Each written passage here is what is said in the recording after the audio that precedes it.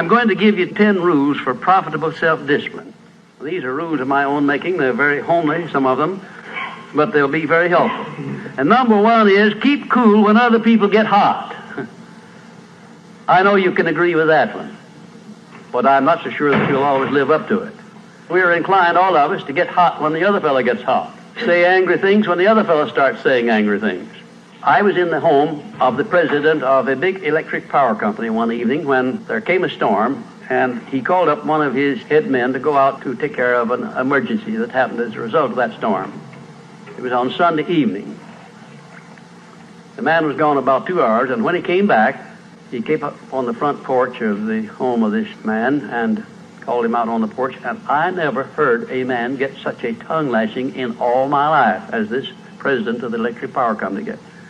Says, you blankety blank blank, you think because you're the president of the company, blankety blank blank, and I'm just as good as you are, blankety blank blank. Oh, it was terrific. I only heard one side of the conversation because there was only one side of it. One man was doing all the talking, and one man was doing all the listening. And after this had been going on for fully 3 minutes, the other man ran out of wind and had nothing more to say. He was mad, you see, because they'd called him out on this stormy night. I heard the president close the door, and he came back, and he just smiled and said, why, the man was a little bit hot, wasn't he? That's all he said. A little bit hot, wasn't he? I expected any moment to hear fists begin to fly out there. But you see, there was a man who had risen to great heights of achievement financially, and he had done it by self-discipline in every respect. And he didn't propose to allow a workman who had been temporarily unbalanced by his anger to throw him off balance and make him stoop to that level. He just didn't propose to have that done.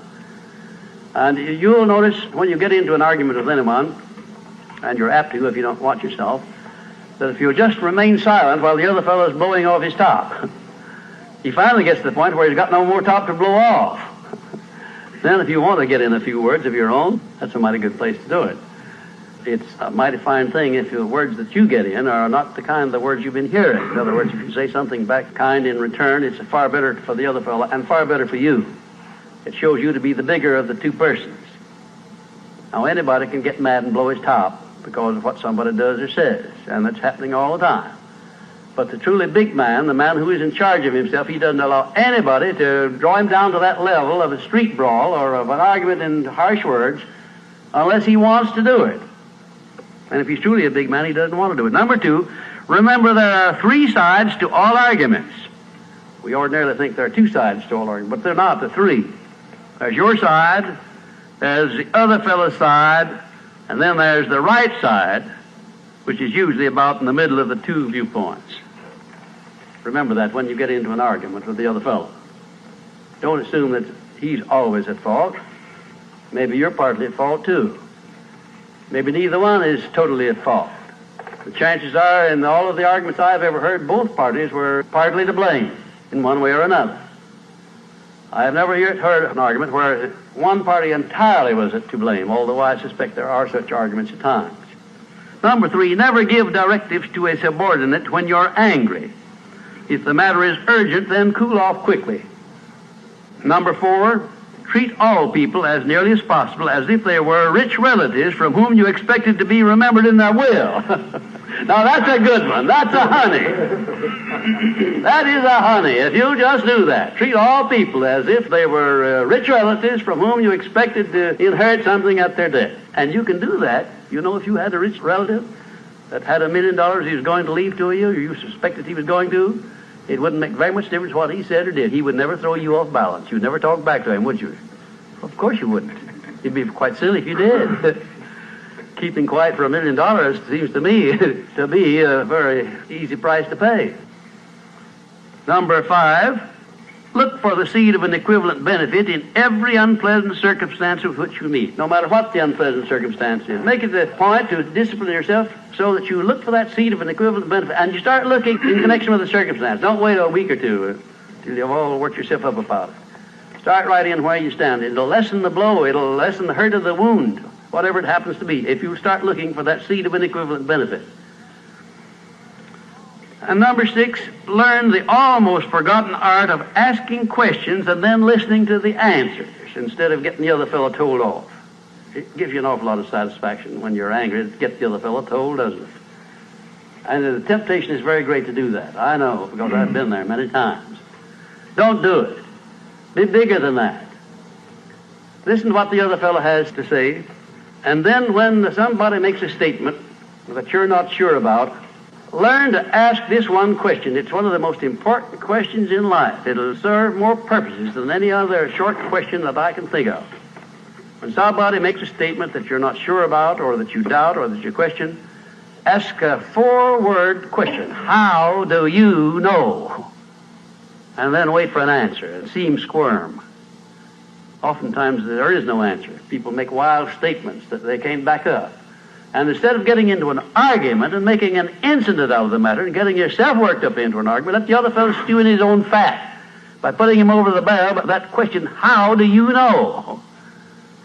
I had a clergyman in my class once who was very, I just don't know exactly how to describe him. He was a fanatic, you might say, on the subject of religion. And he was sure that he knew exactly what was going to happen to me after death. He said so in no uncertain terms, not in the class, but in a private conversation. And he raved and ranted for quite a little while about it. And when he got through, I said, how do you know, parson? And that really put him over the barrel. He said, that's the way I feel about it. That's my faith. I said, well, now, having belief and faith is one thing, but having evidence is something else again. How do you know what's going to happen to me after I die? I don't know, and I doubt that you do. How do you know? Well, he never did give me a satisfactory answer. There are a lot of questions that come up in life in connection with which, if you'll ask that one thing, how do you know, you'll find that the other fellow will be off balance, and you don't need to make an incident out of what he says. You don't need to get mad at what he says. 7, never say or do anything which may influence another person without first asking yourself this question: will it benefit him or hurt him? And if it will hurt him, don't do it. Don't say anything or do anything that would hurt another person under any circumstances, no matter how much he may deserve it. Exercise self-discipline. Don't do that, because if you hurt another man, you're going to hurt yourself 10 times as much, at least. Because that hurt will come back on you. I don't care who you are nor what circumstances you're working under or living under. If you hurt another person, you will be hurt 10 times as much. And if the hurt doesn't come immediately, the rate of interest on that is compound interest on compound interest, and it'll be 100 times as great if you wait long enough. Because everything that you do to or for another person, you do to or for yourself. There is no escape from that. That's just as much a law as the law of gravitation, which everyone understands. You know that if you stepped over the top of this building, no matter what your mind was or what your belief happened to be, if you stepped over the top of this building and violated the law of gravitation, that you'd hit the ground and you'd die in a very few seconds.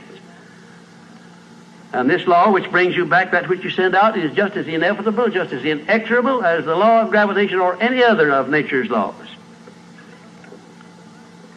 Number 8, learn the difference between friendly analysis and unfriendly criticism.